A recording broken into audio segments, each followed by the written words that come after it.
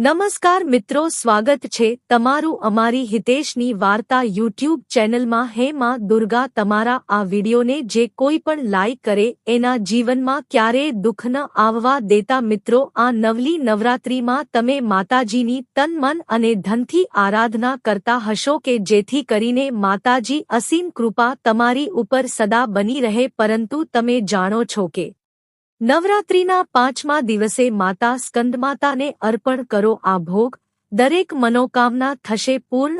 7 October એટલે કે સોમવાર શારદીય નવરાત્રિનો પાંચમો દિવસ છે। નવરાત્રિના પાંચમા દિવસે દેવી દુર્ગાના પાંચમા સ્વરૂપ સ્કંદમાતાની પૂજા કરવાની પરંપરા છે। 7 ઓક્ટોબર એટલે કે સોમવાર શારદીય નવરાત્રિનો પાંચમો દિવસ છે। નવરાત્રિના પાંચમા દિવસે દેવી દુર્ગાના પાંચમા સ્વરૂપ સ્કંદમાતાની પૂજા કરવાની પરંપરા છે। દેવી માતાને સ્કંદમાતા કહેવામાં આવે છે કારણ કે તે સ્કંદ કુમારની માતા છે, એટલે કે કાર્તિકેય, જેને દેવતાઓના સેનાપતિ કહેવામાં આવે છે। તેમની મૂર્તિમાં સ્કંદજી તેમની માતાના ખોળામાં બાળ સ્વરૂપમાં બિરાજમાન છે। માતા સ્કંદમાતાની પૂજા કરવાથી ભક્તો સુખ, શાંતિ અને સમૃદ્ધિની પ્રાપ્તિ કરે છે। દેવી માતા પોતાના ભક્તો પર એવી જ રીતે આશીર્વાદ રાખે છે જે રીતે માતા પોતાના બાળકો પર રાખે છે। માતા સ્કંદમાતાનો રંગ સંપૂર્ણ સફેદ છે અને તે કમળના ફૂલ પર બિરાજમાન છે, જેના કારણે તેમને પદ્માસના પણ કહેવામાં આવે છે। માતા દેવીને 4 હાથ છે। માતાએ તેના પુત્ર સ્કંદને તેના ઉપરના જમણા હાથમાં પકડી રાખ્યા છે અને તેના નીચેના જમણા હાથમાં અને એક ડાબા હાથમાં કમળનું ફૂલ છે, જ્યારે માતાનો બીજો ડાબો હાથ અભય મુદ્રામાં છે। સ્કંદમાતા આપણને શીખવે છે કે આપણું જીવન એક સંગ્રામ છે અને આપણે આપણા પોતાના સેનાપતિ છીએ। નવરાત્રિના પાંચમા દિવસે સ્કંદમાતાની પૂજા કરવાથી શુભ ફળ મળે છે। નવરાત્રિનો પાંચમો દિવસ માતા સ્કંદમાતાને સમર્પિત છે। માં દુર્ગાના પાંચમા સ્વરૂપ સ્કંદમાતાને સફેદ રંગ ખૂબ જ પસંદ છે। આવી સ્થિતિમાં નવરાત્રિના પાંચમા દિવસે માતાને દૂધ અને ચોખાથી બનેલી ખીર ચઢાવો। આ સિવાય દેવી માતાને કેળા પણ અર્પણ કરી શકાય છે। કેળા અને ખીર ચઢાવવાથી સ્કંદમાતા ભક્તો પર પ્રસન્ન થાય છે અને તેમને સુખી જીવન અને સમૃદ્ધિના આશીર્વાદ આપે છે। માતા સ્કંદમાતાનું સ્વરૂપ। સ્કંદમાતાનું સ્વરૂપ અદ્ભુત છે। તેમની ગોજમાં સ્કંદદેવ, બાલ કાર્તિકેય, બિરાજમાન હોય છે।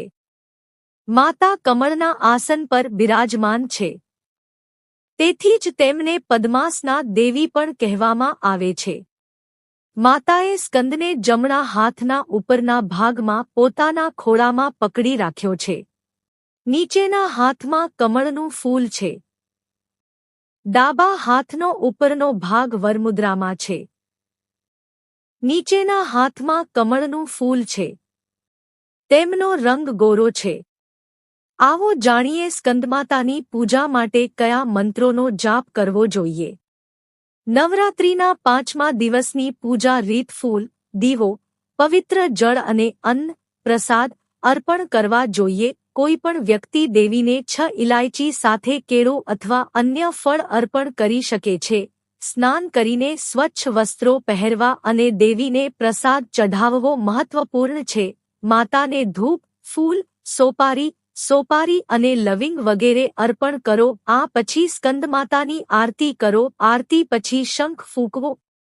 જ્યાં સ્કંદમાતાની પ્રતિમા સ્થાપિત કરવામાં આવી છે ત્યાં માતાને પ્રણામ કરો। નવરાત્રિના પાંચમા દિવસે આ મંત્રનો જાપ કરો।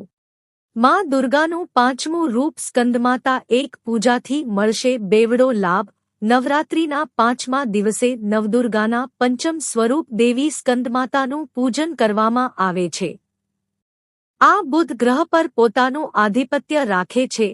સ્કંદમાતાનું સ્વરૂપ એ મહિલા કે પુરુષનું છે જે માતા પિતા બનીને પોતાના બાળકોનું લાલન પોષણ કરે છે।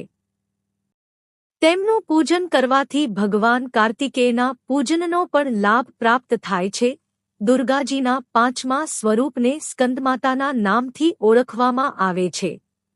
તેમની ઉપાસના નવરાત્રિ પૂજાના પાંચમા દિવસે કરવામાં આવે છે.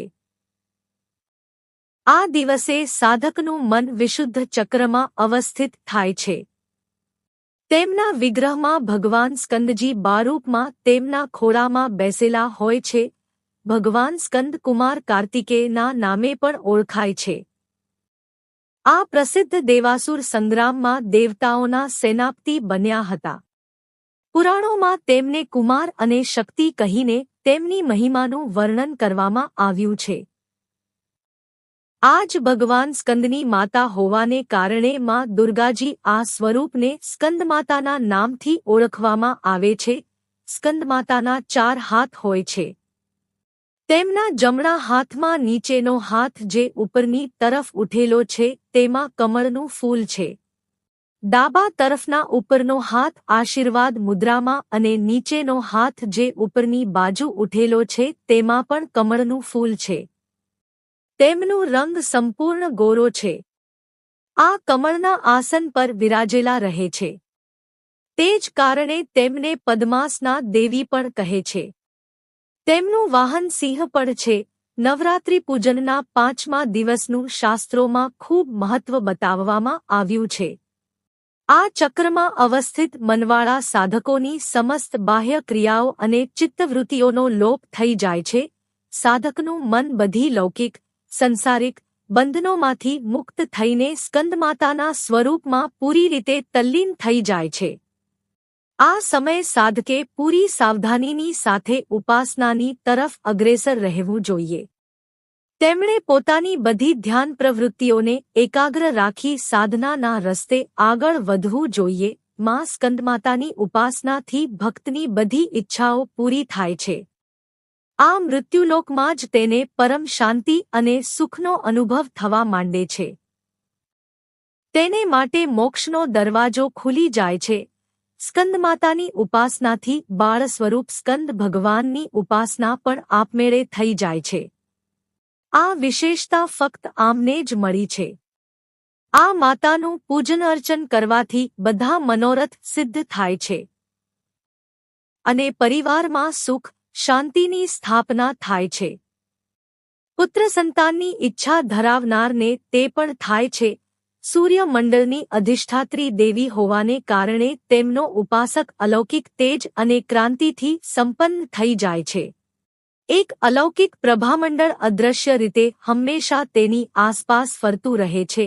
આપણે એકાગ્રભાવથી મનને પવિત્ર રાખીને માની શરણમાં જવું જોઈએ. આ ભવસાગરના દુઃખોથી મુક્તિ મેળવી મોક્ષનો માર્ગ સરળ બનાવવા આનાથી ઉત્તમ ઉપાય બીજો કોઈ નથી. નવરાત્રિના પાંચમા દિવસે સ્કંદ માતા વરસાવશે આશીર્વાદ. આ મંત્રોથી કરો પૂજા. નવરાત્રિના આ 9 દિવસો દરમિયાન જે વ્યક્તિ માતાના 9 સ્વરૂપોની સંપૂર્ણ ભક્તિ સાથે પૂજા કરે છે તે ચારેય પુરુષાર્થ, ધર્મ, અર્થ, કામ અને મોક્ષ ને પ્રાપ્ત કરે છે. જીવનનું દરેક કાર્ય લોકો માટે સરળ બની જાય છે અને તેઓ સમસ્યાઓમાંથી મુક્તિ મેળવે છે. આજે ચૈત્ર નવરાત્રિનો 5મો દિવસ છે અને આ દિવસે દેવી સ્કંદમાતાની પૂજા કરવાની પરંપરા છે. આજે વિશેષ મંત્રો સાથે દેવી માતાની પૂજા કરવાથી તમને તેમના આશીર્વાદ મળશે અને તમારી બધી મનોકામનાઓ પૂર્ણ થશે. ધાર્મિક ગ્રંથો અનુસાર જીવનમાં સંતાન, સુખ અને સૌભાગ્ય પ્રાપ્ત કરવા માટે સ્કંદમાતાની પૂજા ખૂબ જ ફળદાયી માનવામાં આવે છે. એવું માનવામાં આવે છે કે લોકો માતા સ્કંદમાતાની કૃપાથી જ્ઞાન પ્રાપ્ત કરે છે. સ્કંદમાતાનું સ્વરૂપ અદ્ભુત છે. સ્કંદદેવ બાલ કાર્તિકેય તેમના ખોળામાં બેસે છે. માતા કમળના આસન પર બિરાજમાન છે. તેથી જ તેમને પદ્માસન દેવી પણ કહેવામાં આવે છે. આ દેવીને 4 હાથ છે. માતાએ સ્કંદને જમણા હાથના ઉપરના ભાગમાં પોતાના ખોળામાં પકડી રાખ્યો છે. નીચેના હાથમાં કમળનું ફૂલ છે. ડાબા હાથનો ઉપરનો ભાગ વરમુદ્રામાં છે. નીચેના હાથમાં કમળનું ફૂલ છે. તેમનો રંગ ગોરો છે. સ્કંદમાતાની પૂજાનું મહત્વ. માતા સ્કંદમાતા તેમના સાચા ભક્તોની મનોકામના પૂર્ણ કરે છે.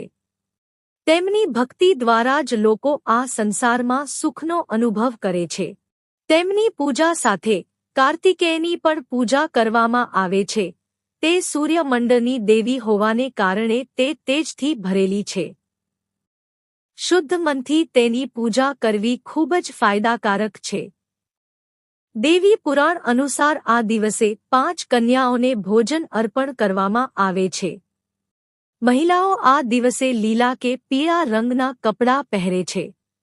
સંપૂર્ણ વિધિપૂર્વક માતા દેવીની પૂજા કરવાથી લોકો માતાના આશીર્વાદ મેળવે છે અને પરિવારમાં સુખ સમૃદ્ધિ આવે છે.